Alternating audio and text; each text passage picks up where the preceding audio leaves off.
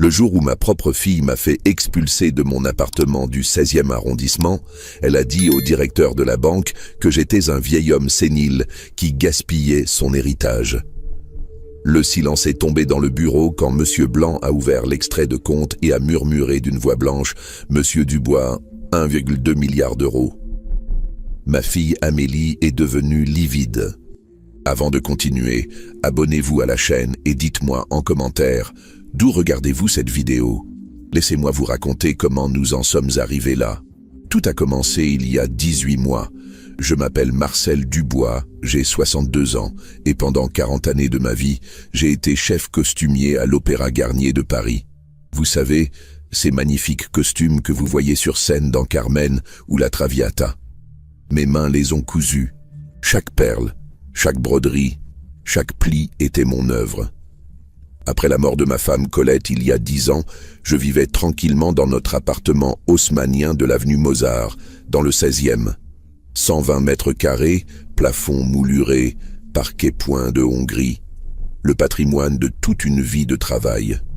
J'étais veuf, certes, mais pas malheureux.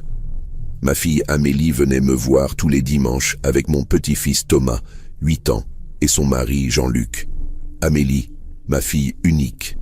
38 ans, brillante, diplômée de HEC, spécialiste en fusions-acquisitions dans une grande banque de la défense. Elle gagnait bien sa vie, très bien même. Son mari Jean-Luc était avocat fiscaliste, associé dans un cabinet du 8e arrondissement.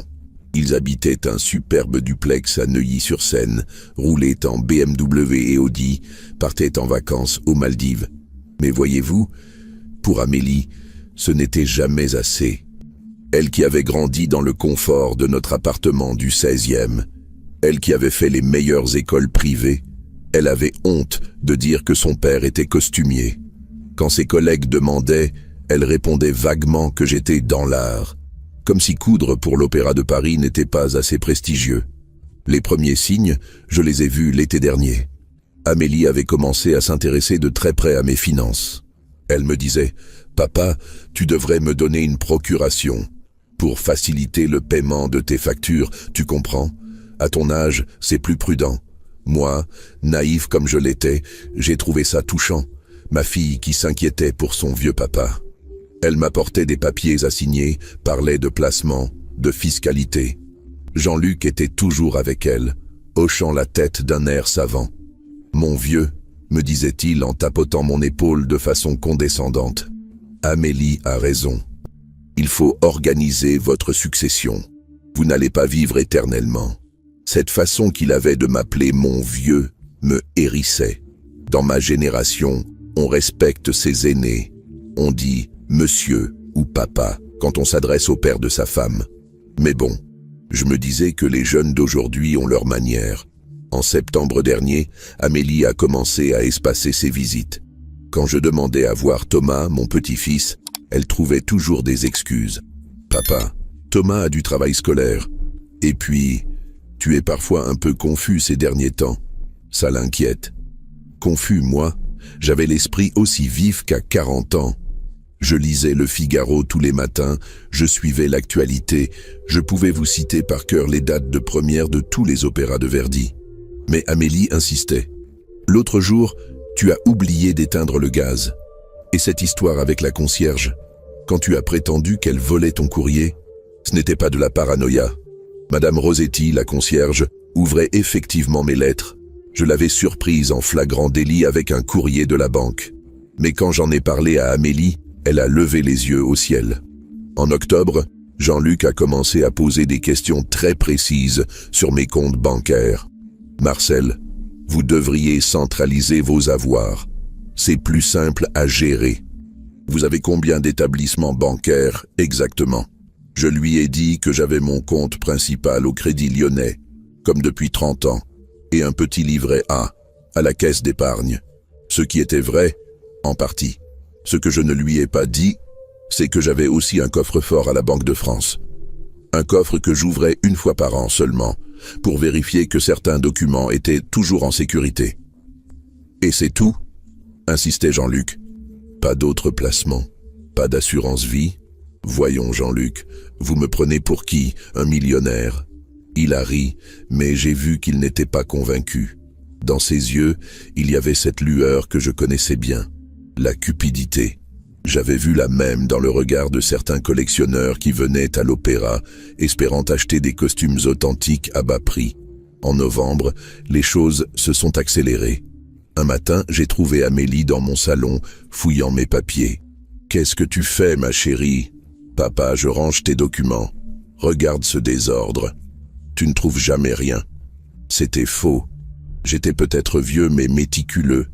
Chaque facture, chaque document administratif était classé. Je l'ai vu glisser discrètement une liasse de papier dans son sac à main. « Amélie, qu'est-ce que tu prends ?»« Rien d'important, papa. Juste des vieux relevés bancaires. Je vais les classer chez moi, sur l'ordinateur. C'est plus moderne. » J'aurais dû réagir. J'aurais dû lui dire d'arrêter. Mais comment soupçonner sa propre fille, celle qu'on a élevée, qu'on a aimée, pour qui on a tout donné? Je me suis dit que c'était de la sollicitude. Un peu excessive, certes, mais de la sollicitude quand même. Le coup de grâce est arrivé le 15 décembre, un jeudi matin vers 11 heures. On a sonné à ma porte. Quand j'ai ouvert, j'ai trouvé un huissier accompagné d'un policier en civil. « Monsieur Marcel Dubois ?»« Oui, c'est moi. Nous avons une ordonnance du tribunal d'instance du 16e arrondissement. Vous devez nous suivre. » Je n'y comprenais rien. Une ordonnance? Pourquoi faire? L'huissier m'a tendu un document officiel. En le lisant, mon sang s'est glacé. Demande de mise sous tutelle pour dégradation des facultés mentales et dilapidation du patrimoine familial, requérant Amélie Dubois-Leroy. Ma propre fille demandait ma mise sous tutelle. Elle prétendait que j'étais devenu gâteux et que je gaspillais mon argent.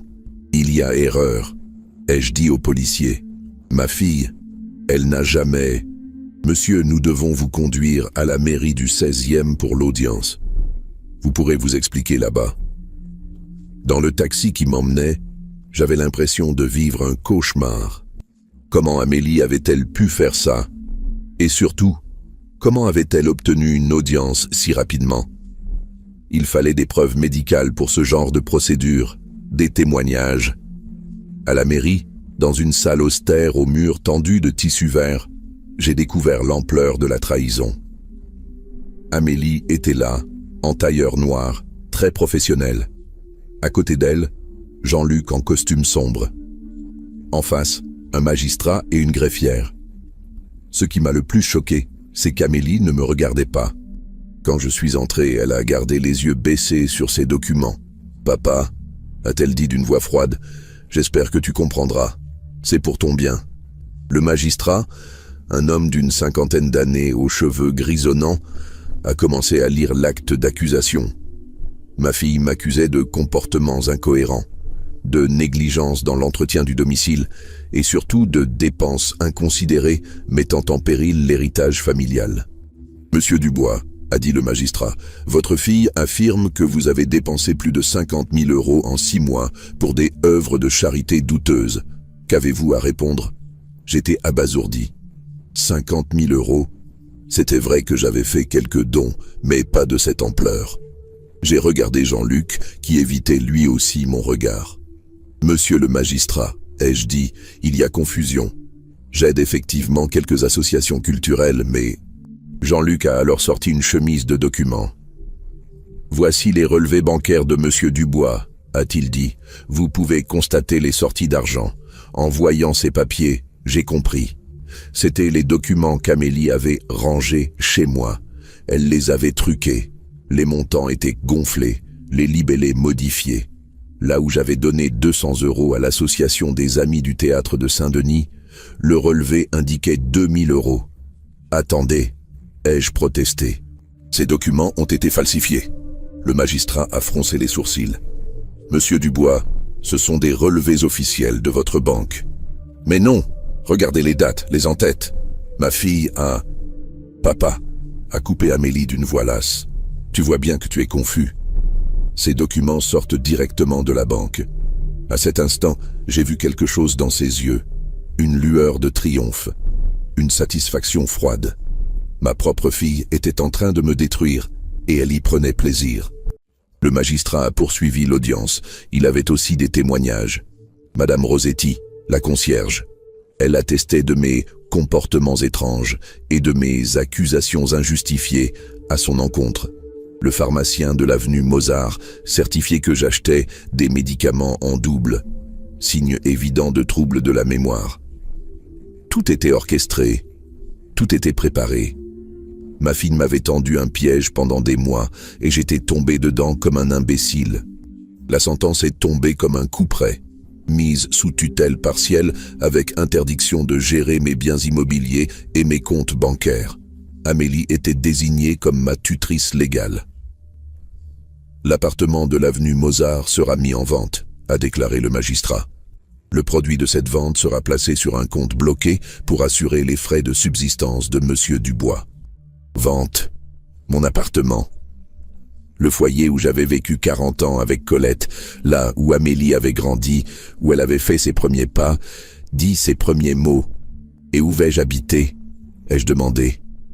Une place vous sera réservée dans une résidence pour personnes âgées, a répondu Amélie sans me regarder, ou dans un logement social adapté. Un logement social, moi qui avais travaillé 40 ans, qui avais payé mes impôts, qui avais élevé ma fille dans le respect et l'amour.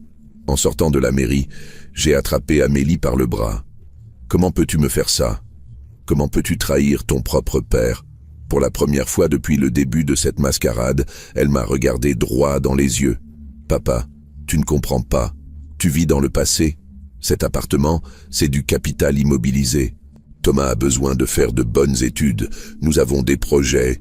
Tu ne peux pas garder tout cet argent en dormant alors que ta famille en a besoin. Ma famille, mais tu gagnes très bien ta vie. Jean-Luc aussi. Ce n'est pas suffisant, papa. Pas pour le niveau de vie qu'on veut donner à Thomas. Pas pour notre standing social. Standing social. Voilà donc le vrai motif. Ce n'était pas l'amour filial qui la motivait, ni même un quelconque souci pour ma santé. C'était l'argent. L'argent et le prestige. Jean-Luc s'est approché et m'a tapé l'épaule de ce geste que je détestais. Mon vieux, ne le prenez pas mal. Dans 6 mois, vous vous rendrez compte qu'on avait raison. Vous serez plus heureux dans un cadre adapté. Un cadre adapté. Comme si j'étais un meuble dont on ne sait plus que faire. 3 semaines plus tard, j'ai dû quitter mon appartement. Amélie avait trouvé un acquéreur très rapidement, 1,4 million d'euros. Une belle somme pour elle. Moi, on m'a attribué un petit 2 pièces dans une résidence HLM de Saint-Denis. 40 mètres carrés, murs en béton, vue sur le périphérique. Le jour du déménagement, seuls les déménageurs étaient là. Amélie avait trouvé une excuse, une réunion importante à la banque. Jean-Luc était débordé au cabinet. Même Thomas, mon petit-fils, n'est pas venu me dire au revoir. En regardant une dernière fois mon salon, avec ses moulures au plafond et sa cheminée en marbre, j'ai repensé à toutes ces soirées où j'y avais reçu des collègues de l'opéra, des chanteurs, des musiciens. Colette préparait ses fameux canapés au saumon. Nous parlions d'art, de musique, de beauté. Maintenant, tout ça était fini. Dans le camion de déménagement, au milieu de mes cartons, j'ai pris une décision. Je ne me laisserai pas faire. Ma fille croyait m'avoir eu, mais elle ne connaissait pas toute l'histoire. Il y avait des choses qu'elle ignorait, des choses que personne ne savait. Vous voyez, durant toutes ces années où j'ai travaillé à l'opéra, j'avais un secret. Un secret que je n'avais jamais révélé à personne, pas même à Colette. Un secret qui allait tout changer. Mon père biologique n'était pas celui que tout le monde croyait. Le père qui m'avait élevé était un brave homme, ouvrier dans une usine textile de Roubaix. Mais mon vrai père était baron Henri de Montclair, un industriel du textile qui avait fait fortune dans l'import-export avec l'Asie. Il avait eu une liaison avec ma mère avant son mariage arrangé avec une héritière de l'aristocratie normande. Quand j'ai eu 18 ans, ma mère, sur son lit de mort, m'a tout avoué. Elle m'a donné une lettre du baron, reconnaissant sa paternité et m'instituant comme son héritier en cas de décès sans descendance légitime. Le baron était mort en 1983, sans enfant de son mariage. Ses biens avaient été placés dans une holding suisse, gérée par une étude notariale de Genève. Pendant des années, j'ai ignoré cette lettre. J'étais heureux avec Colette. Ma carrière à l'opéra me comblait. À quoi bon remuer le passé? Mais en 2003, après un voyage en Suisse pour un festival d'opéra à Genève, j'avais décidé de vérifier. Simple curiosité. Le notaire maître Zimmermann m'avait accueilli dans son bureau sombre aux Boiseries Centenaire. Après examen de la lettre et des preuves d'identité, il avait confirmé « J'étais effectivement l'unique héritier du baron de Montclair. Monsieur Dubois, m'avait-il dit en français teinté d'accent germanique, vous êtes propriétaire d'une fortune considérable. Actions, obligations, biens immobiliers, le tout estimé à... Attendez que je vérifie les derniers cours. » Il avait consulté ses dossiers, fait quelques calculs. Environ 1,2 milliard d'euros. 2 milliards. J'avais cru à une erreur. Mais non, les documents étaient authentiques. Le baron avait investi dans l'immobilier suisse, dans des actions de multinationales, dans des obligations d'État. La fortune avait fructifié pendant 20 ans. Que dois-je faire ? Avais-je demandé, encore sous le choc. Rien, si vous le souhaitez. Les biens sont administrés par notre étude. Vous touchez les dividendes quand vous voulez, vous pouvez faire des donations, ou laisser le capital s'accroître. J'avais choisi de laisser faire. Cette fortune me semblait irréelle. Moi, Marcel Dubois, costumier à l'opéra, milliardaire, j'avais demandé qu'un petit pourcentage des revenus soit versé discrètement à diverses associations culturelles. Le reste dormait en Suisse. Même Colette n'en avait jamais rien su. J'avais gardé le secret, par pudeur peut-être, ou par peur de changer notre vie simple et heureuse. Nous avions tout ce qu'il nous fallait avec mon salaire et la pension de retraite. Mais maintenant, dans ce HLM de Saint-Denis, au milieu de mes cartons, je repensais à cette fortune. Ma fille me croyait ruinée, diminuée, sans défense. Elle s'apprêtait à dilapider les 1,4 million d'euros de la vente de l'appartement, pensant que c'était tout mon patrimoine. Elle allait avoir une sacrée surprise. Le soir même, j'ai téléphoné à mon ancienne collègue Fatima, qui tenait une mercerie près de la place de la République. Fatima Bencheikh, 55 ans, une femme énergique et loyale qui m'avait souvent vendu des tissus rares pour l'opéra. Si quelqu'un pouvait m'aider à retrouver mes repères dans cette nouvelle vie, c'était elle. « Marcel !» s'est-elle exclamée au téléphone. « J'ai appris ce qui t'était arrivé. C'est incroyable. Ta propre fille. Fatima, j'ai besoin de ton aide. Et de tes conseils. Bien sûr, Habibi, viens me voir demain. » Le lendemain, dans la petite mercerie de Fatima, entre les bobines de fil et les coupons de tissu, je lui ai raconté toute l'histoire. Enfin, presque toute. Je lui ai parlé de la trahison d'Amélie, de l'audience truquée, de mon expulsion. Mais pas encore du secret suisse. Pas encore. Fatima m'écoutait en hochant la tête, de plus en plus indignée. « Cette fille n'a pas de cœur », disait-elle. « Chez nous, au Maghreb, faire ça à son père, c'est la honte pour toute la famille. Le problème, Fatima, c'est que légalement, elle est dans son droit. Elle a obtenu une ordonnance du tribunal. Avec de faux papiers, tu dois te battre, Marcel. Mais comment? Je n'ai plus le droit de gérer mes comptes et les avocats coûtent cher. » Fatima a réfléchi un moment, puis elle a souri. « J'ai un neveu, Karim. Il vient de terminer son droit à Nanterre. Il cherche des stages, des dossiers pour se faire la main. Si tu veux, je peux lui demander de jeter un œil à ton affaire. Un jeune avocat débutant, pourquoi pas? » Au point où j'en étais, je n'avais plus grand-chose à perdre. Mais en rentrant dans mon petit appartement de Saint-Denis ce soir-là, en voyant les tours HLM par la fenêtre, j'ai su que je ne me contenterais pas d'un simple recours légal. Ma fille m'avait humilié publiquement.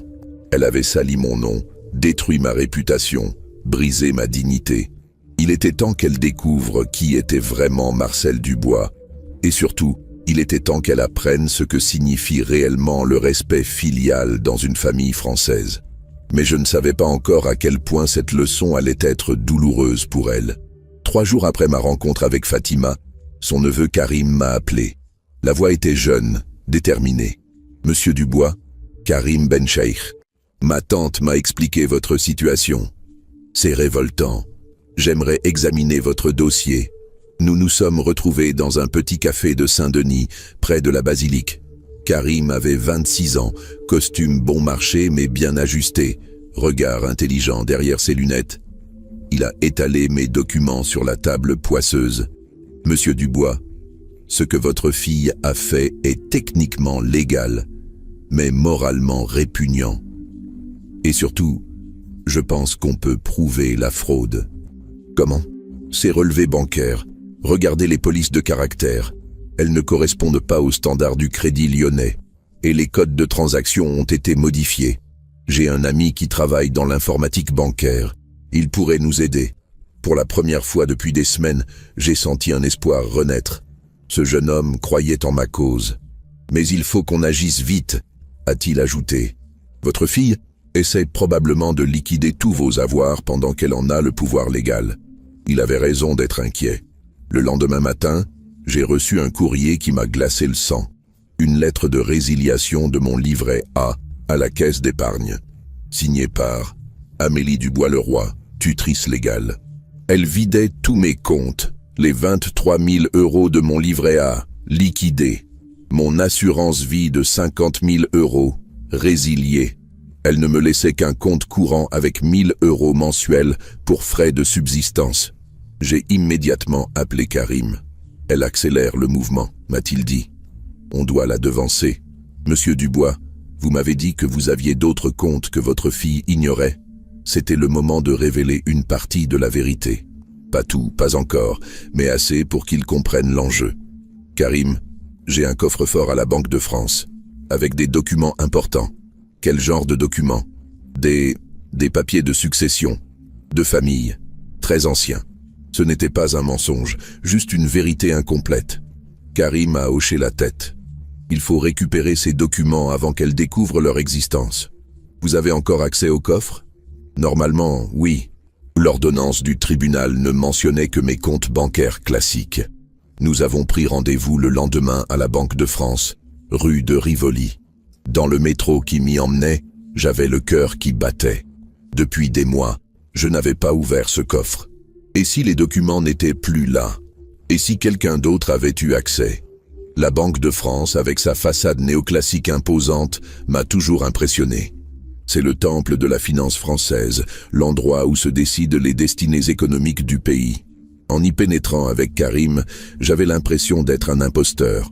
L'employé au coffre, une dame d'une 50aine d'années aux cheveux tirés en chignon strict, a vérifié mon identité avec un soin méticuleux. « Monsieur Dubois, cela fait 1 an que vous n'êtes pas venu. Tout va bien? »« Oui, merci. Je voudrais juste vérifier le contenu de mon coffre. » Elle m'a conduit dans les sous-sols, dans cette cathédrale souterraine aux voûtes de pierre, où reposent les secrets financiers de milliers de Français. Mon coffre, le numéro 1847, était intact. À l'intérieur, dans une enveloppe Kraft jaurie par le temps, se trouvaient tous les documents de Maître Zimmermann. L'acte de reconnaissance de paternité du baron de Montclair, authentifié par notaire en 1963. Le testament de 1983, déposé à Genève. Et surtout, le relevé de compte suisse, daté de l'année dernière, 1247 623 891 €. Plus d'1,2 milliard d'euros. Karim, qui regardait par-dessus mon épaule, est devenu livide. Monsieur Dubois, qu'est-ce que c'est que ça? Mon héritage, Karim.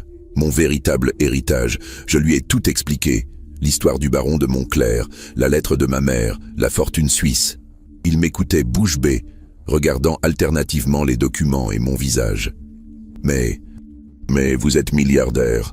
Pourquoi avoir accepté cette mascarade avec votre fille?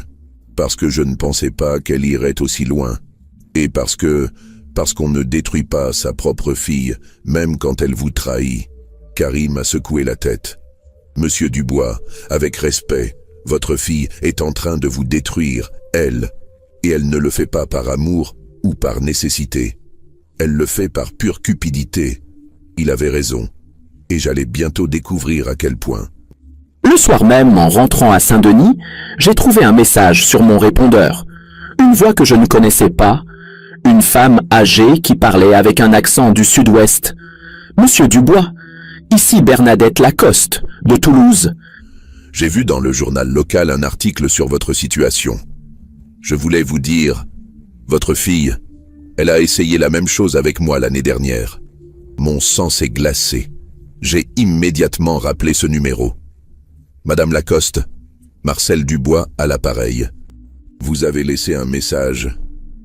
Ah, monsieur, je suis si contente que vous rappeliez. Écoutez, je ne sais pas si ça peut vous aider, mais votre fille, Amélie Dubois-Leroy, elle travaillait sur le dossier de succession de mon défunt mari. Elle était chargée par la banque d'évaluer nos biens pour une fusion d'entreprises. Et alors? Alors elle a tenté de me convaincre que mon mari avait des dettes cachées. Elle voulait que je vende notre maison familiale à Toulouse pour les rembourser. Heureusement, mon avocat a découvert que ces prétendues dettes étaient fictives. Votre fille avait falsifié des documents. J'ai senti le sol se dérober sous mes pieds. Amélie avait déjà tenté cette escroquerie sur d'autres personnes. Ce n'était pas un coup de folie passager, c'était une méthode, un mode opératoire. Qu'est-ce qui s'est passé ensuite? Mon avocat a menacé de porter plainte. La banque a étouffé l'affaire. Ils ont muté votre fille à Paris pour éviter le scandale. Mais j'ai gardé tous les documents.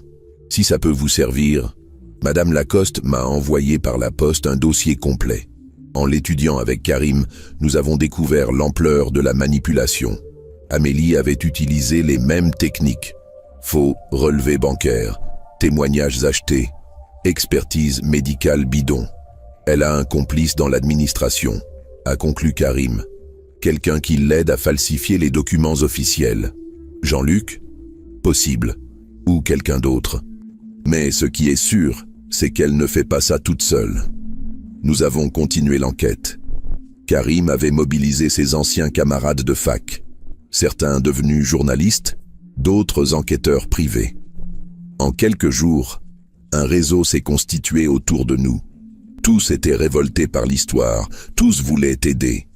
C'est ainsi qu'on a découvert la vérité sur Jean-Luc. Mon gendre n'était pas que complice, il était le cerveau de l'opération. Ahmed, un copain de Karim devenu journaliste à Libération, nous a montré des documents explosifs. Regardez ça les gars, Jean-Luc Leroy a monté une SCI, une société civile immobilière, il y a 6 mois. Devinez quel est le premier bien qu'elle a acquis? Mon appartement de l'avenue Mozart. Mon propre gendre avait créé une société pour racheter mon logement. La vente à 1,4 million d'euros dont parlait Amélie, c'était de la poudre aux yeux. En réalité, la SCI de Jean-Luc avait acheté l'appartement pour 900 000 euros seulement. Les 500 000 euros de différence avaient disparu dans leur poche. Mais c'est de l'abus de biens sociaux, s'est exclamé Karim. Et détournement d'héritage. Il y a pire, a ajouté Ahmed en sortant d'autres papiers. Cette SCI a déjà revendu l'appartement. Devinez à qui? J'ai regardé le document. L'acquéreur était un holding luxembourgeois, propriété d'un certain baron Friedrich von Kleist. Un nom qui ne me disait rien. Qui c'est ce baron? Ahmed a souri. Le père de la meilleure amie d'Amélie, celle qui travaille avec elle à la banque. Éléonore von Kleist. Elles ont monté ça ensemble. Tout devenait clair. Ma fille n'agissait pas par nécessité financière. Elle et son mari avaient organisé un véritable réseau de blanchiment d'argent. Ils achetaient des biens sous-évalués à des personnes vulnérables, puis les revendaient au prix fort à des complices. Combien d'autres victimes? Ai-je demandé. On en a trouvé au moins 5 pour l'instant, a répondu Ahmed. Tous des retraités isolés, tous dépouillés de la même manière. Cette nuit-là, je n'ai pas fermé l'œil. Ma propre fille était une escroc professionnelle. Elle avait fait de la spoliation d'héritage son métier. Et moi, son père, j'étais devenu sa plus belle prise. Le lendemain matin, j'ai reçu un coup de téléphone qui a achevé de me briser le cœur. Papy Marcel, c'était la voix de Thomas, mon petit-fils de 8 ans. Il chuchotait, comme s'il avait peur d'être entendu. Thomas, Mon chéri, comment vas-tu? Papy, maman a dit que tu étais malade, que tu ne me reconnaissais plus. C'est vrai? J'ai serré le combiné si fort que mes articulations ont blanchi. Bien sûr que non, mon petit Thomas. Je te reconnais très bien. Tu as perdu ta première dent la semaine avant mon déménagement et tu voulais que je t'aide à faire un château en Lego. Alors pourquoi maman dit que tu es fou? Et pourquoi papa dit qu'il faut plus que je te voie? Mes larmes coulaient maintenant sans que je puisse les retenir. Il manipulait même mon petit-fils. Il lui faisait croire que son grand-père était devenu gâteux. Thomas, écoute-moi bien. Je ne suis pas malade. Et je t'aime très fort. Un jour, tu comprendras tout. Papy, je dois raccrocher. Maman arrive. La ligne s'est coupée. J'ai pleuré pendant 1 heure dans mon petit appartement de Saint-Denis. Ma fille m'avait volé mon argent, ma maison, ma dignité. Mais voler l'amour de mon petit-fils, c'était impardonnable. C'est à ce moment-là que j'ai pris ma décision. Fini la patience, fini la compréhension. Amélie voulait jouer aux grands moyens. Très bien. Elle allait découvrir ce que c'était que d'affronter un homme qui n'avait plus rien à perdre. Le lendemain, j'ai demandé à Karim de me mettre en contact avec le meilleur avocat pénaliste de Paris. Pas un débutant cette fois, un ténor du barreau. Quelqu'un qui savait faire du bruit, qui connaissait les médias. Maître Durand va vous coûter cher, m'a prévenu Karim. Au minimum 50 000 € d'honoraires. Ce ne sera pas un problème. Monsieur Dubois, avec tout le respect que je vous dois, où allez-vous trouver 50 000 €? J'ai souri pour la première fois depuis des semaines. Karim, il est temps que je passe un coup de fil en Suisse. L'étude de Maître Zimmermann, à Genève, n'avait pas changé. Même bureau sombre, même odeur de cuir et de vieux papier. Mais cette fois, je n'y allais pas en curieux, j'y allais en guerre. « Monsieur Dubois !» s'est exclamé le vieux notaire en me voyant. « Quel plaisir de vous revoir. Comment puis-je vous aider ?» Maître Zimmermann, j'ai besoin de liquider une partie de mes avoirs. Disons, 5 millions d'euros pour commencer. Très bien. Puis-je vous demander pourquoi? Je lui ai raconté toute l'histoire. La trahison d'Amélie, l'escroquerie, la spoliation. Le notaire suisse m'écoutait avec une attention croissante, ses sourcils se fronçant de plus en plus. Monsieur Dubois, ce que vous me décrivez est révoltant. En Suisse, nous avons des lois très strictes contre l'abus de faiblesse sur personnes âgées. En France aussi, apparemment. Mais elles n'ont pas suffi à me protéger. Que comptez-vous faire? Me défendre et attaquer. Ma fille croit m'avoir ruiné, mais elle ne sait pas qui elle affronte réellement. Maître Zimmermann a réfléchi un moment. Monsieur Dubois, puis-je vous suggérer autre chose? Plutôt que de liquider vos actions, pourquoi ne pas faire un virement direct vers votre compte en France? Un virement spectaculaire. Que voulez-vous dire? Imaginez la surprise de votre fille quand elle découvrira qu'1 milliard d'euros vient d'être crédité sur votre compte à la Banque de France. Le choc sera considérable. L'idée était géniale. Plutôt que de me contenter de me défendre, j'allais frapper un grand coup. Un coup qui révélerait au monde entier qui était vraiment Marcel Dubois. Faites le virement, Maître Zimmermann. 1,2 milliard d'euros sur mon compte principal à la Banque de France. Quand souhaitez-vous que ce virement soit effectué? Le plus vite possible. Et surtout, faites en sorte que ma fille en soit informée officiellement. Je veux qu'elle soit convoquée par le directeur de l'agence. Ce sera fait, Monsieur Dubois. Dans 48 heures maximum. De retour à Paris, j'ai immédiatement contacté Maître Durand. Ce grand avocat de 60 ans, spécialiste des affaires criminelles en col blanc, a tout de suite compris l'intérêt du dossier. Monsieur Dubois, m'a-t-il dit dans son somptueux bureau du 7e arrondissement, votre affaire va faire du bruit. Beaucoup de bruit. Êtes-vous prêt à affronter les médias? Maître, après ce que j'ai subi, je suis prêt à tout. Parfait. Nous allons porter plainte pour escroquerie en bande organisée, faux et usage de faux, abus de confiance et abus de faiblesse. Avec les preuves que vous m'apportez, c'est du solide. Maître Durand avait une stratégie simple mais efficace, frapper fort et vite.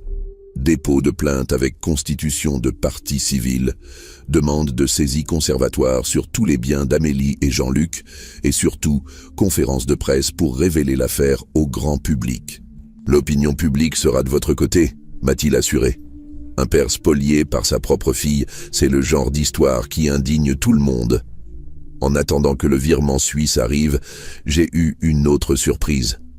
Fatima m'a appelé, très excitée. « Marcel, tu ne vas pas croire. J'ai eu la visite de ton ancienne concierge, Madame Rosetti. Qu'est-ce qu'elle voulait? Te présenter ses excuses. Elle dit qu'Amélie lui donnait de l'argent pour témoigner contre toi. 500 € pour dire que tu étais confus. Madame Rosetti, elle était donc corrompue. Ça expliquait pourquoi elle ouvrait mon courrier et pourquoi elle avait témoigné au tribunal. Ma fille avait acheté son témoignage. Elle veut réparer ses torts, a continué Fatima. Elle a gardé des preuves. Les billets qu'Amélie lui donnait, les SMS où elle lui dictait ce qu'il fallait dire. Une preuve de plus. Le dossier contre Amélie et Jean-Luc se renforçait chaque jour. Mais je gardais le meilleur pour la fin. La révélation de ma fortune. 2 jours plus tard, j'ai reçu l'appel que j'attendais. Monsieur Dubois, ici Monsieur Olivier Blanc, directeur de l'agence principale de la Banque de France. Pourriez-vous passer nous voir? Nous avons une situation inhabituelle à discuter avec vous. Quel genre de situation? Eh bien, nous venons de recevoir un virement en votre faveur. Un virement assez conséquent. J'ai souri. Le piège était en place. Très bien, Monsieur Blanc. Quand souhaitez-vous me voir? Demain à 14 h, si cela vous convient. Et, Monsieur Dubois, votre tutrice légale, Madame Dubois-Leroy, sera également présente. C'est la procédure habituelle pour les comptes sous tutelle. Parfait. Amélie serait là pour assister à sa propre chute. Cette nuit-là, j'ai à peine dormi. Demain, tout allait changer. Demain, ma fille allait découvrir qui était vraiment son père. Et surtout, elle allait comprendre qu'on ne trahit pas impunément Marcel Dubois. Dans mon petit appartement de Saint-Denis, en regardant les tours HLM par la fenêtre, j'ai repensé à tous ces mois d'humiliation. Au regard de pitié des voisins, au sourire condescendant des employés administratifs, aux nuits passées à pleurer sur ma dignité perdue. Tout ça allait prendre fin. Le lendemain matin, je me suis levé à 6 h. J'ai sorti mon plus beau costume, celui que je portais pour les premières à l'opéra. Chemise blanche immaculée, cravate de soie bleue, chaussures cirées. Si j'allais affronter ma fille, autant le faire avec classe. À 13 h 30, j'étais devant la Banque de France, rue de Rivoli. Karim m'accompagnait, ainsi que Maître Durand. Nous formions une escouade de justice, prête à rendre les coups. En montant les marches du temple financier français, j'ai pensé à Colette. Ma chère épouse aurait été fière de me voir me battre pour notre honneur familial. Elle aurait été horrifiée par le comportement d'Amélie, mais fière de ma résistance. Il était temps de montrer à ma fille ce que valait vraiment l'homme qu'elle avait tenté de détruire. La vérité allait enfin éclater au grand jour. À 14 h précises, nous sommes entrés dans la Banque de France. Le hall d'accueil, avec ses colonnes de marbre et ses plafonds voûtés, résonnait de nos pas. Karim et Maître Durand m'encadraient, comme une garde d'honneur venue rétablir la vérité. L'assistante de Monsieur Blanc, une femme élégante d'une 40aine d'années, nous a reçus avec une politesse teintée de curiosité. « Monsieur Dubois, monsieur le directeur vous attend. Madame Dubois-Leroy est déjà arrivée avec son conseil. » Son conseil. Amélie avait amené Jean-Luc. Parfait. Plus il y aurait de témoins, mieux ce serait. En montant vers le bureau directorial, j'ai senti mon cœur battre plus fort. Pas de nervosité, non, d'excitation. Après des mois d'humiliation, l'heure de la revanche avait sonné. Le bureau de Monsieur Olivier Blanc occupait tout un étage. Boiseries d'acajou, tapis persans, tableaux de maître. L'endroit respirait le pouvoir et l'argent. Derrière un bureau Louis XV, le directeur nous attendait. 50 ans, cheveux gris impeccablement coiffés, costume 3 pièces. Un homme habitué aux gros dossiers, aux fortunes considérables. Amélie était assise en face de lui, dans un tailleur noir strict. À côté d'elle, Jean-Luc, l'air sûr de lui dans son costume de belle facture. Quand je suis entré, ils ont échangé un regard entendu. Dans leurs yeux, j'ai lu de l'agacement, presque de l'ennui. Pour eux, j'étais juste un vieil homme têtu qui allait encore faire des difficultés. « Papa », a dit Amélie d'un ton las, « j'espère que tu n'es pas venu faire un scandale. Monsieur Blanc nous a expliqué qu'il y avait un problème avec tes comptes. » « Quel problème ?» ai-je demandé innocemment. Monsieur Blanc s'est éclairci la gorge. « Monsieur Dubois, nous avons reçu un virement en votre faveur, un virement considérable. En tant que directeur de cette agence, je dois m'assurer que tout est en ordre. Et vous avez bien fait, Monsieur Blanc.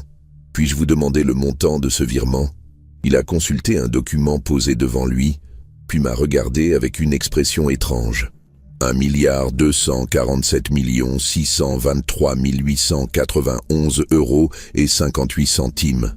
Le silence qui a suivi était assourdissant. Amélie a cligné des yeux plusieurs fois, comme si elle n'avait pas bien entendu. « Excusez-moi », a-t-elle dit d'une voix faible. « 1,247 millions », a répété Monsieur Blanc plus lentement cette fois. Jean-Luc s'est levé brusquement. « C'est impossible », a-t-il crié. Marcel n'a pas cette somme.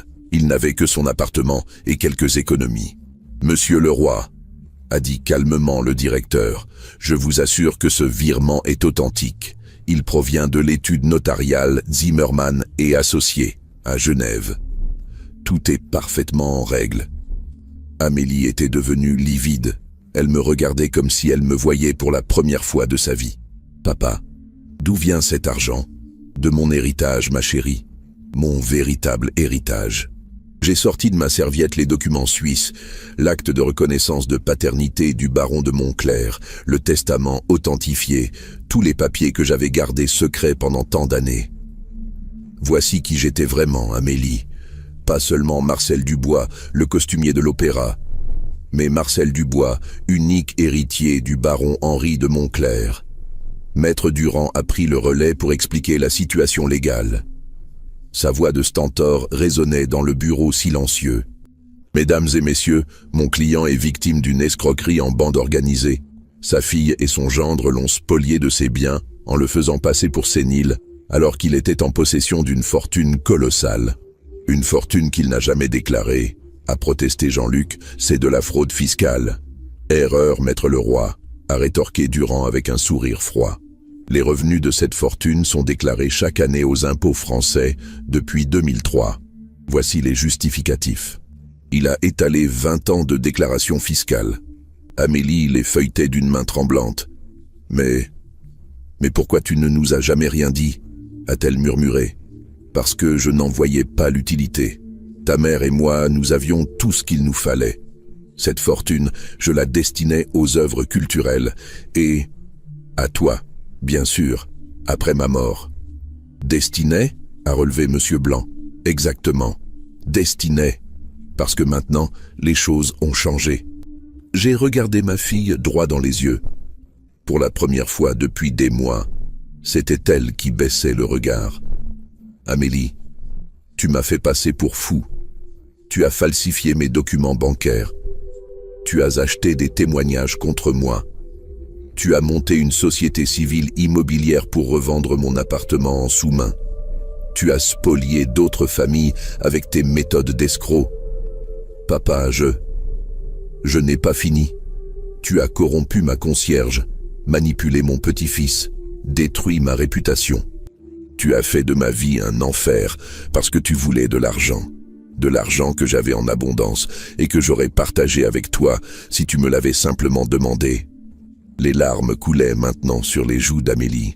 Mais c'étaient des larmes de rage, pas de repentir. « Tu ne comprends pas », a-t-elle explosé. « Vivre dans ton ombre, toujours, papa le costumier, papa l'artiste, moi qui gagne des millions à la banque, et toi qui couses des robes d'opéra. Tu sais ce que c'est l'humiliation ? » « L'humiliation » ai-je répété, incrédule. « Tu parles d'humiliation ? Moi qui t'ai élevé, qui t'ai payé tes études, qui t'ai aimé sans condition. Tu m'as élevé dans le mensonge, en me cachant que tu étais riche, en me laissant croire qu'on était de la classe moyenne. Jean-Luc a essayé de reprendre le contrôle de la situation. Monsieur Blanc, nous contestons la validité de cette tutelle. Si Marcel avait effectivement cette fortune, l'ordonnance du tribunal est caduque. Bien sûr qu'elle est caduque, a tonné Maître Durand. Et ce n'est que le début. Nous portons plainte pour escroquerie en bande organisée, faux et usage de faux, abus de confiance et abus de faiblesse. Il a sorti une chemise épaisse. Voici les preuves. Les vrais relevés bancaires de mon client, comparés aux faux que vous avez présentés au tribunal. Les témoignages de Madame Rosetti, la concierge que vous avez corrompue. Le dossier de Madame Lacoste, à Toulouse, que vous avez tenté d'escroquer l'année dernière. Et bien d'autres choses encore.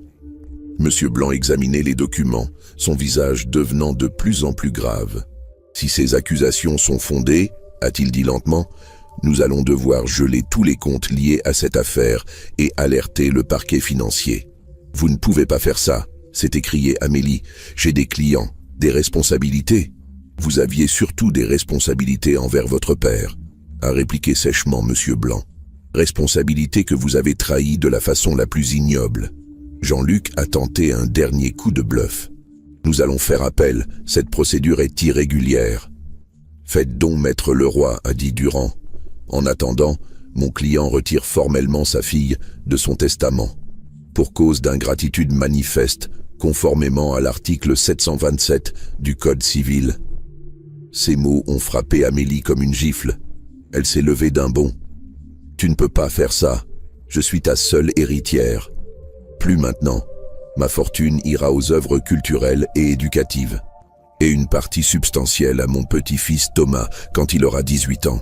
S'il le souhaite, il pourra venir me voir et comprendre qui était vraiment son grand-père. Thomas ne voudra jamais te voir, a craché Amélie.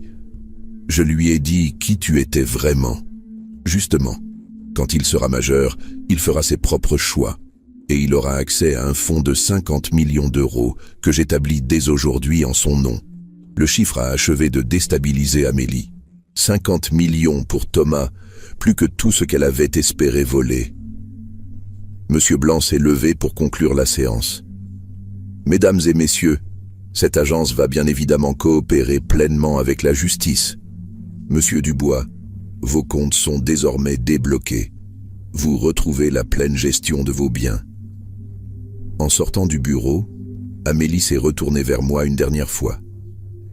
Tu vas le regretter, papa. Tu vas regretter de m'avoir fait ça. Non, Amélie. C'est toi qui vas regretter, pendant très longtemps. Dans le hall de la Banque de France, Maître Durand était rayonnant. Monsieur Dubois, c'était parfait. Votre fille vient de comprendre qu'elle s'est attaquée au mauvais homme. Que va-t-il se passer maintenant? Les poursuites pénales vont suivre leur cours. Avec les preuves que nous avons, elle risque entre 5 et 10 ans de prison. Son mari aussi. Et civilement, ils devront vous rembourser tous les préjudices. Karim, qui n'avait rien dit pendant toute la confrontation, m'a serré la main. Monsieur Dubois, vous venez de donner une leçon de dignité à tous les enfants ingrats de France. Mais ma victoire avait un goût amer. En rentrant dans mon petit appartement de Saint-Denis, j'ai réalisé que j'avais perdu ma fille pour toujours. Certes, elle m'avait trahi la première, mais c'était quand même ma petite fille, celle que j'avais bercée, consolée, aimée. Le lendemain, l'affaire a éclaté dans les médias. Le Parisien titrait « Un milliardaire cachait sa fortune à sa fille, qui l'a fait interner ». Le Figaro, « Quand l'avarice pousse au parricide financier ». Libération, l'enfer familial d'un costumier de l'opéra. Les journalistes se sont arrachés mon témoignage. J'ai donné quelques interviews, toujours avec Maître Durand à mes côtés. Mon histoire touchait le public. Les lettres de soutien affluaient de toute la France. Une semaine après la confrontation, j'ai reçu un appel inattendu. Monsieur Dubois, ici le cabinet de Maître Levasseur. Nous représentons votre petit-fils Thomas. Thomas avait un avocat, à 8 ans. Que voulez-vous dire?